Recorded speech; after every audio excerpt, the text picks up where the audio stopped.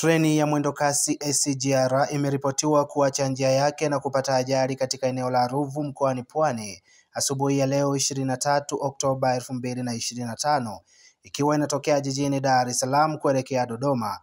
ambapo abiria wawili walivyoongea na vyombo vya habari wamesema hawajaona yeyote aliyejeruhiwa isipokuwa ni hofu tu iliyowapata wachache. Haijafahamika chanzo, ila treni imehama kwenye reli kama inavyoonekana kwenye picha pamoja na video. Hatujaambiwa chochote, ila kuna viongozi na maaskari wameanza kufika hapa eneo la tukio, ni abiria mmoja amesema.